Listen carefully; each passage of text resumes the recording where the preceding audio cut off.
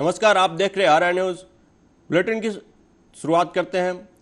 राष्ट्रपति भवन के दरबार हॉल में गुरुवार को पद्म अवार्ड दिए गए। यह पद्म अवार्ड वितरण का दूसरा हिस्सा था। इस दौरान राष्ट्रपति द्रौपदी मुर्मू ने 2 पद्म विभूषण, 2 पद्म भूषण और 56 पद्मश्री पुरस्कार प्रदान किए।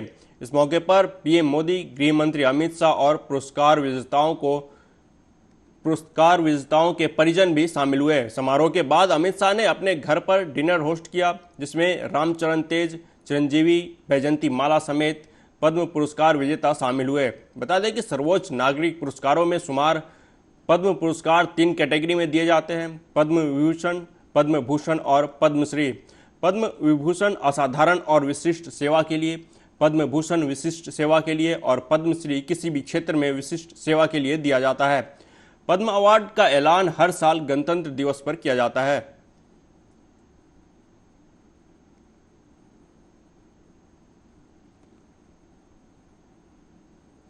कांग्रेस नेता राहुल गांधी के रायबरेली से चुनावी मैदान में उतरने के बाद सियासत गरमाई हुई है। इसी को लेकर कांग्रेस नेता प्रियंका गांधी वाड्रा ने रायबरेली में जनसभा को संबोधित किया। छत्तीसगढ़ में प्रियंका गांधी ने कहा कि छत्तीसगढ़ में हमने कहा था कि किसानों के कर्ज माफ होंगे तो माफ हुए। उन्होंने कहा कि कर्नाटक में हमने कहा था कि महिलाओं के खाते में 2000 डालेंगे, आज डाल रहे हैं। महिलाओं का बस टिकट फ्री है। प्रियंका गांधी ने कहा कि जहां हमारी सरकार है, हमने वादे पूरे किए हैं। अगर हमारी सरकार केंद्र में आएगी तो किसानों के कर्ज माफी के लिए एक अस्थायी आयोग बनेगा। उन्होंने कहा कि खेती से जुड़े सभी उपकरण जीएसटी से मुक्त होंगे।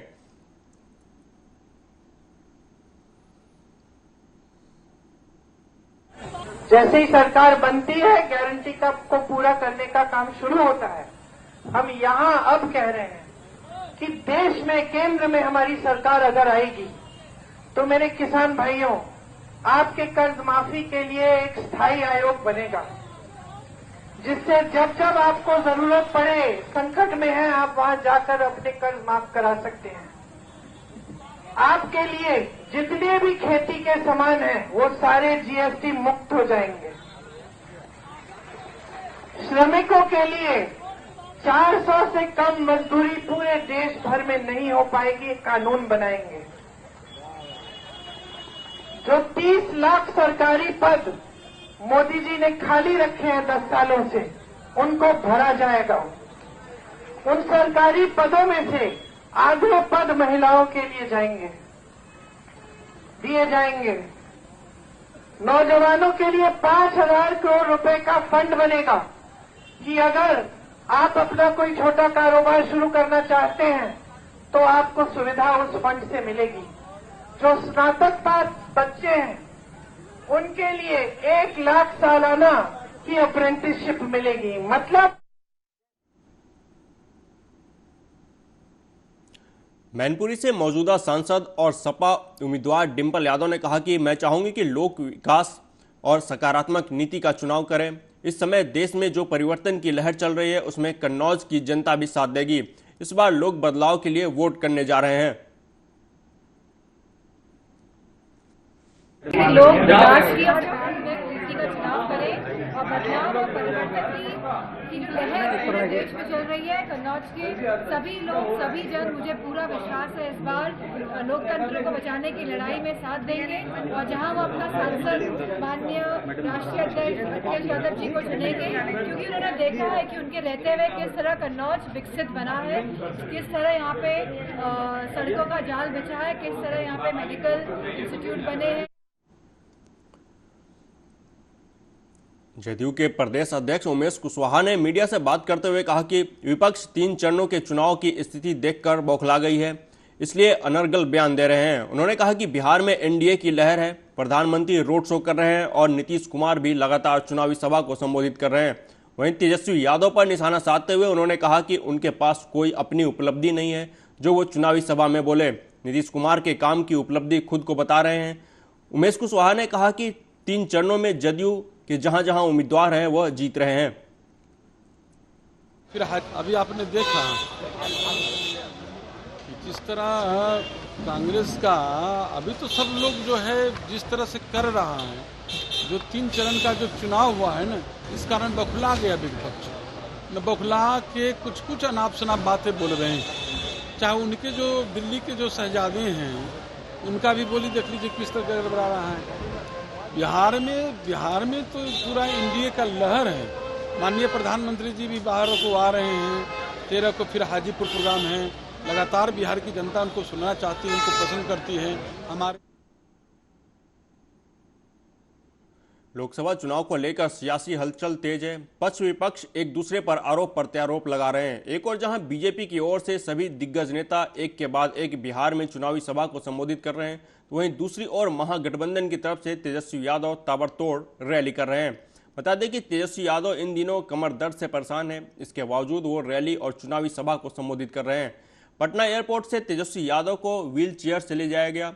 वहीं तेजस्वी यादव ने कहा कि 3 चरणों में ही प्रधानमंत्री की हवा निकल गई है। वो प्रधानमंत्री है, इंफॉर्मेशन है और पब्लिकली बोल रहे हैं, चलो ठीक है। अगर इतना ही है तो जांच करा लो। कौन करेगा जांच? बोलना क्या है? अरे प्रधानमंत्री जी को बोलो ना नौकरी के बारे में, रोजगार के बारे में। आप मुद्दे की बात तो कर नहीं रहे। कौन क्या है, क्या ये है। 10 साल यानी आपने कोई काम नहीं किया। आपको 100 में से 0 आया है। देश की जनता ने 0 दिया है।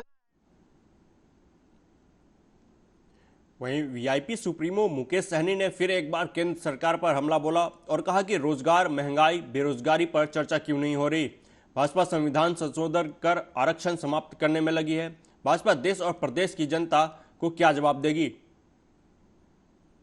हम लोग निश्चित तौर पे इससे पहले भी जो जॉब शो कर चुके हैं और आगे भी हम लोग जॉब शो करते रहेंगे।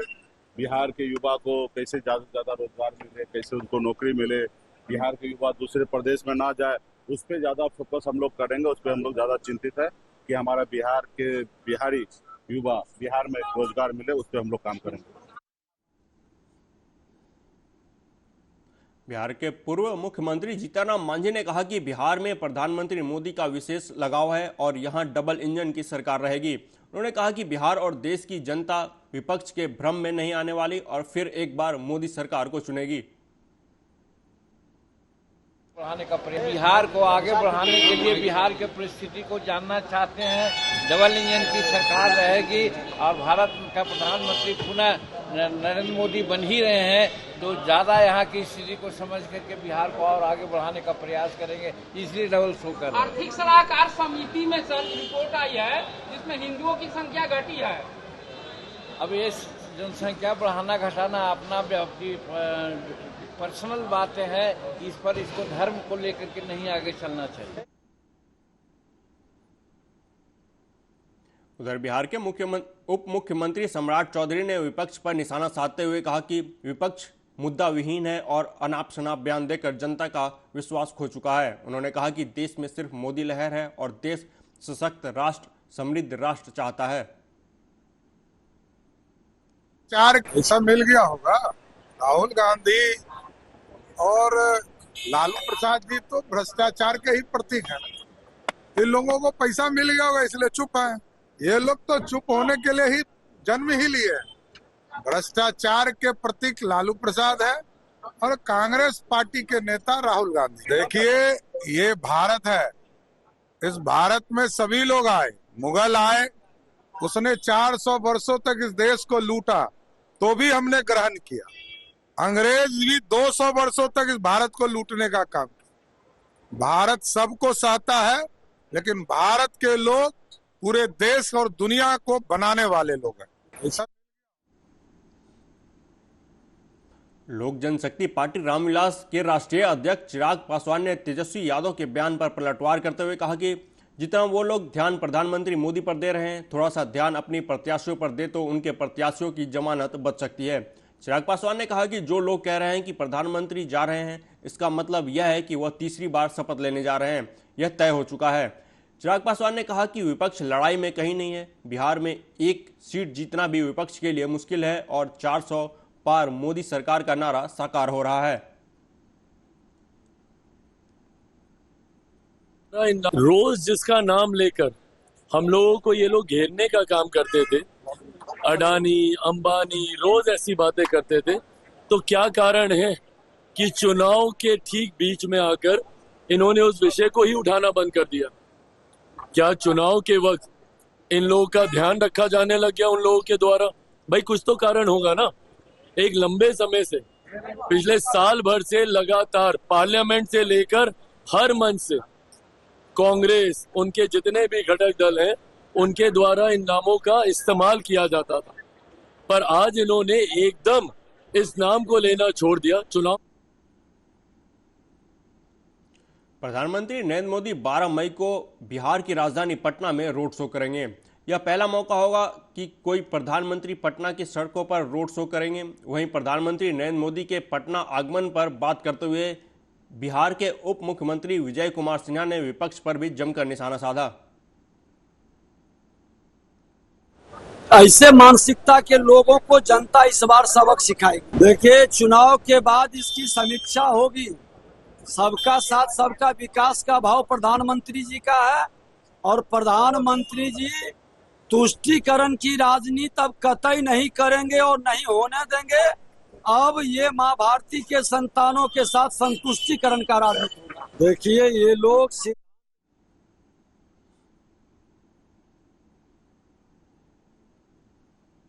पटना में होने वाले लोकसभा चुनाव को लेकर जिलाधिकारी शीर्षक कपिल अशोक ने प्रेस वार्ता की और उन्होंने मतदाताओं को जागरूक करने के लिए कई उपायों के बारे में पत्रकारों को बताया। उन्होंने कहा कि पटना में चुनाव में मतदान का प्रतिशत ज़्यादा से ज़्यादा हो और मतदाताओं को कोई दिक्कत ना हो।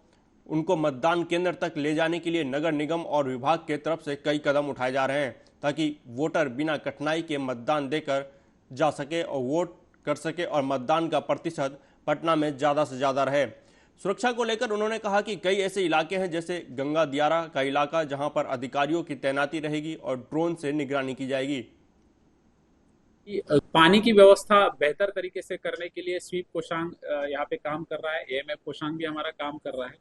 इसके अलावा वोटर्स के बीच में अवेयरनेस जो है, क्योंकि लोगों को अगर मतदान पर्ची सही समय पर मिलेगी तो निश्चित जो है उनको पता चलेगा कि अपना बूथ कहाँ पे है और मतदान को, तो वोटर पर्ची का वितरण भी हमारा एक प्राथमिकता में आता है। इसके अलावा जो क्यू मैनेजमेंट है और शेड, गर्मी का मौसम देखते हुए जिस स्कूल में अगर रूम्स खाली हमारे पास है तो उनको भी हम खोलेंगे ताकि लोग जो है वहाँ पे अपना वेटिंग रूम की तरह उसमें यूज कर सकते हैं और वहाँ बैठ सकते हैं, ताकि गर्मी में सीधे धूप से वो इम्पैक्ट नहीं हो। कुछ इनोवेटिव प्रैक्टिसेस की जा रही है, खत लिखना बच्चों के मार्फत अभिभावकों को, मार्च टू बूथ या जो ग्राम सभा के तर्ज पे जो है मतदान सभा आयोजित करना। नगर निगम के द्वारा भी जो है बहुत ही अच्छा काम पटना नगर निगम के द्वारा भी किया जा रहा है और इसमें भी जो है चकाचक पटना के तर्ज पर जो है या प्रॉपर्टी टैक्स ओनर्स है उनको भी जो है मैसेजेस जा रहे हैं। 17 नगर निकाय क्योंकि पटना जिले में है, दानापुर, फुलवारी, खगोल, इनके मार्फत भी जो है। अगली खबर मध्य प्रदेश के शाजापुर जिले से है, जहां नगर पालिका कर्मचारियों को जब वार्ड नंबर 4 के रहने वाले लोगों ने नाली साफ सफाई करने की बात नगर पालिका कर्मचारियों से कही तो नगर पालिका कर्मचारी लोगों को धमकाते हुए दिखाई दिए। वार्ड नंबर 4 के रहने वाले पप्पू का कहना है कि उन्होंने जब नगर पालिका कर्मचारियों को साफ सफाई की बात की तो उन्होंने धमका दिया। इसके बाद नगर पालिका कर्मचारी विवाद करने पर उतारू हो गए। लोगों का कहना है कि हम परेशान हो गए हैं। लोगों ने आरोप लगाते हुए कहा कि कितनी बार अधिकारियों को कॉल किया पर कोई जवाब नहीं मिलता और उल्टे डराने धमकाने आ जाते हैं। खबर खनियान थाना के वार्ड नंबर 8 से है, जहां गर्मियों की शुरुआत में ही वाटर लेवल काफी नीचे चला गया है, जिससे आसपास के कुएं सूख गए हैं और पूरे वार्ड में 2-3 ही हैंडपंप हैं जिनके सहारे वार्ड 8 के लोग काम चला रहे थे, लेकिन वो हैंडपंप भी 15 से 20 दिनों से खराब पड़े हुए हैं, जिसकी वजह से स्थानीय लोगों को 1 से 1.5 किलोमीटर दूर पीने के लिए पानी लाना पड़ रहा है। नगर परिषद की ओर से न तो टैंकरों से पानी भेजा जाता है और न ही हैंडपंप ठीक करवाए जा रहे हैं। इसकी शिकायत कई बार स्थानीय लोग नगर परिषद, सीएमओ सहित वार्ड के पार्षद से कर चुके हैं, पर 15 से 20 दिन गुजरने के बाद भी हैंडपंप ठीक नहीं कराए गए। हमने सर बार बार सीएमओ साहब से भी बोल दिया और अध्यक्ष से भी बोलते हैं तो ये बोलते हैं कि सामान नहीं है, करवा रहा है। आज कम से कम मेरे लिए हो गया है 1 महीने से कह रहा हूँ कि पानी से परेशान हो रहा है। देखो जल स्तर बिल्कुल गिर गया, यहाँ ना मेरे यहाँ पाइपलाइन है कि मैं वहाँ उससे सहयोग कर सकूँ उन लोगों को, और हेडपम्प है तो एक ही है, तो वो बार बार मिट जाता है। उनसे बोलते हैं तो बोले सामान नहीं है। आपको पार्षद बने करीब 1-1.5 साल होने वाला है, सर, तो आपने कोई मांग नहीं रखी कि यहाँ पर नल की लाइन होना चाहिए? सर मैंने बार बार जितनी बार भी बोला, मतलब मैं पार्षद बना हुआ था तभी मैंने लेटर पैड पे लिख के दिया था कि सर मेरे लिए पानी और सड़क मेन जरूरी है। मेरा वार्ड अभी जो हेडपम्प खराब है ये कितने दिनों से खराब है? 15 दिन हो गया। यहाँ नगर परिषद पानी के लिए टैंकरों की कोई व्यवस्था करती कोई है? नहीं है, कछु कोई नहीं सुना। कितनी दूर जाना पड़ता है? आधा किलोमीटर दूर, बहुत ज्यादा दूर। कितने घर हैं इस मोहल्ले में? ये हुए थे 20-25 घर। कितने लोग रहते हैं? करीब 100-200 हुए। 200 लोग। हाँ। और पानी के लिए कितनी दूर जाना पड़ता है? 1-1.5 मीटर दूर। 1-1.5 किलोमीटर दूर। वहीं शिवपुरी जिले के देहात थाना के गौशाला इलाके में पत्नी ने पति को शराब के लिए पैसे न दिए तो शराबी पति ने पत्नी पर जमकर लाठियां बरसाते हुए उसके साथ मारपीट की। जानकारी के अनुसार गौशाला इलाके में रहने वाली सावित्रीबाई ने बताया कि उसका शराबी पति उससे शराब के लिए पैसे मांग रहा था। जब उसने पैसे देने से मना किया तो शराबी पति ने उस पर जमकर लाठियां बरसाते हुए उसकी जमकर मारपीट कर दी, जिससे उसको गंभीर चोटें आई, जिसके बाद उसे इलाज के लिए जिला अस्पताल में भर्ती कराया गया। वो जो हो गई, पैसों में असर नहीं दिया मैंने पीने के लिए। उसको मारता है। अच्छा, मारू भी देंगे वो? अच्छा, काम का ठिकाना काय जमा दिया आपको? लकड़ियां से और मशीन की लकड़ियां।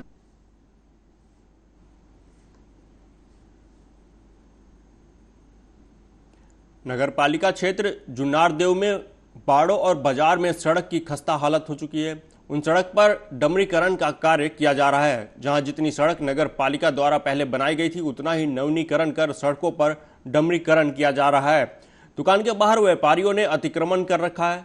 उन अतिक्रमण पर नगर पालिका की तरफ से अतिक्रमणकारियों पर कार्रवाई की गई, जिसमें फायर ब्रिगेड का वाहन अंदर जा सके और किसी भी दुर्घटना से बचा जा सके।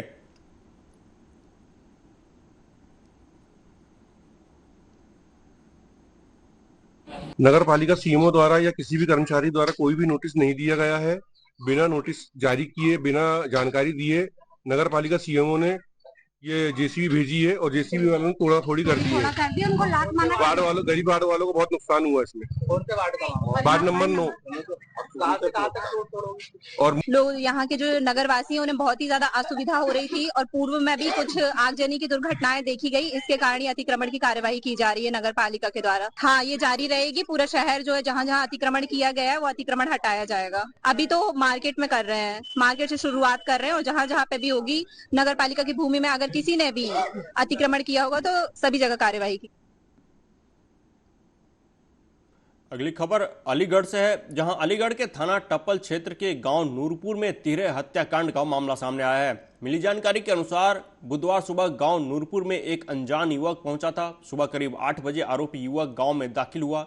इसी दौरान उसने खेत में काम कर रहे लाला राम को डंडे से पीटना शुरू कर दिया। सिर में चोट लगने से मौके पर ही लाला राम जमीन पर गिर गए। इसके बाद आरोपी ने अपने कपड़े उतारकर लाला राम के ऊपर फेंक दिए और उन्हीं के जेब से माचिस निकालकर आग लगा दी। इसी बीच कुछ महिलाओं ने उसे देख लिया और शोर मचा दिया। इस पर आरोपी बिना कपड़ों के उनकी ओर दौड़ रहा था। वहां महिलाओं का शोर सुनने के बाद खेत में पानी लगा रहे गांव के जाफर ने जब आरोपी को ललकारा तो आरोपी ने उन पर डंडे से प्रहार कर दिया, जिससे मौके पर ही उनकी मृत्यु हो गई। इसके बाद गुस्साई भीड़ ने 2 हत्या करके भागने वाले आरोपी का पीछा किया तो आरोपी जमीन पर गिर गया। इसके बाद गुस्साई भीड़ ने आरोपी को पीटना शुरू कर दिया, जिससे उसकी मौत हो गई। वहीं ग्रामीणों का कहना है कि आरोपी जब गिरा तब उसकी मृत्यु पहले से ही हो चुकी थी। देखिए, आज थाना टप्पल क्षेत्र में ग्राम नूरपुर यहाँ सुबह एक घटना हुई है। इस घटना में जब हमें पता चला, पुलिस को एक सूचना प्राप्त हुई कि एक व्यक्ति ने एक दूसरे विक्षिप्त व्यक्ति ने एक दूसरे व्यक्ति को मार दिया है। इस मौके पर तत्काल पुलिस आई। पुलिस जब यहाँ पे आके इन्वेस्टिगेशन किया, हम लोग भी यहाँ मौके पे पहुँचे, तो यहाँ देख के जो बात समझ में आई है उससे एक अज्ञात विक्षिप्त व्यक्ति जो मानसिक रूप से विक्षिप्त है, उसने पहले एक व्यक्ति लाला राम जो कि लगभग 50 वर्ष के व्यक्ति हैं, उनको उन्होंने खेत पे मारा डंडे से। सिर की चोट से वो उनकी मृत्यु हो गई वहाँ पे। उसने अपने कपड़े खोले, बिल्कुल नग्न अवस्था में होकर के, फिर उसने उन्हें जलाने की कोशिश की। फिर कुछ ग्रामीण लोगों ने उन्हें देखा, महिलाओं ने भी देखा, उस व्यक्ति ने उन महिलाओं को भी दौड़ा लिया। उसके बाद एक और व्यक्ति खेत पे काम कर रहा था, जफर 50 वर्ष, उसके भी सर पे डंडा मार दिया, उसकी भी उसे अस्पताल ले जाया गया जहाँ उसकी मृत्यु हो गई है।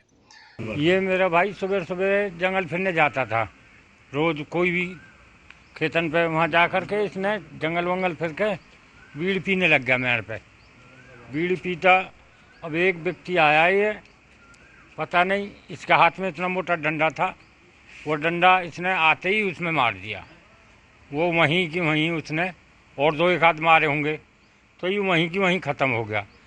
ये खेत पर गए हुए थे, खेत से वापस लौटे तो किसी बंदे ने आकर अचानक उनके सर पे मारा मोटा डंडा। फिर बाद में एक बंदे को पीछे जला के आ गया था। कौन था वो बंदा? पता नहीं कौन था वो बंदा। किसी गांव का रहने वाला? नहीं, हमारे गांव का नहीं, बाहर का था वो बंदा। कभी किसी रिलेशन में? कभी नहीं, कोई रिलेशन आज तक देखा नहीं उसको। कोई दुश्मनी है कुछ? नहीं, कोई दुश्मनी नहीं थी उससे। क्या लगता है जिस तरीके से ये हत्याएं की हैं लगातार? पता नहीं, गाँव में ऐसी लगा कि उसको पागल बताए थे। पागल तो था नहीं, तो पागल आदमी आग थोड़ी लगाता है, बिल्कुल नहीं लगा सकता आग तो। फिलहाल अभी तक के लिए इतना ही। आप देखते रहिए आर्या न्यूज। नमस्कार।